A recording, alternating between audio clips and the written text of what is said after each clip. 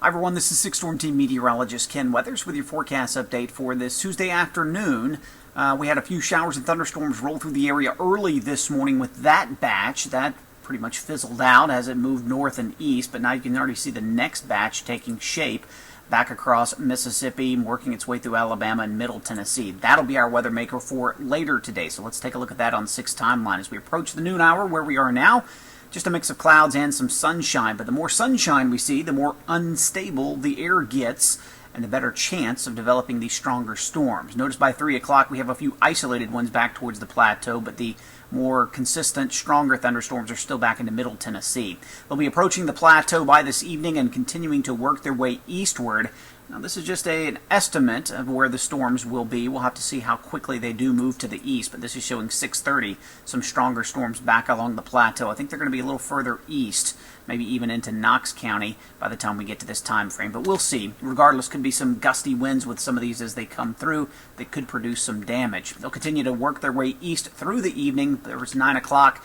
And there's 11 o'clock. Things will be much quieter as we approach the midnight hour. But again, there is a elevated risk for severe storms shaded in yellow as we go through the afternoon and evening. And again, damaging wind gusts will be the main threat with these. So don't forget, if you have a smartphone, to download our free severe weather app from the 6 Storm Team.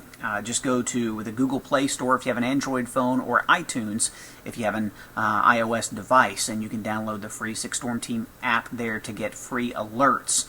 Also, if you don't have a smartphone but you have a phone that receives texts, you can get text alerts. Just go to WATE.com and look for the quick link section on the bottom right-hand side of your screen. All right, let's go ahead in the forecast here. 11 o'clock tonight, as I mentioned, it's much quieter, but the main storm system is still back towards the west, about right over Paducah, maybe the boot heel of Missouri by 11 o'clock tonight.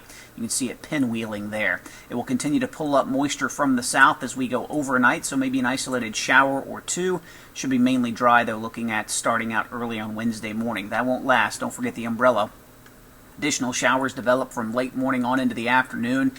Don't expect these to be severe, but if we continue to see some moderate to heavy rain over the same areas, we could see some isolated flooding in spots, believe it or not, as dry as it has been. Let's take a look at the rainfall estimates with this system as we go through today, basically on into this evening. So look at the estimated rainfall amounts ending at 11 o'clock. We're talking some 1/2 to 3/4 inch amounts possible, or even higher, which would be pretty good as dry as it's been. Let's just hope we don't get the severe weather out of this.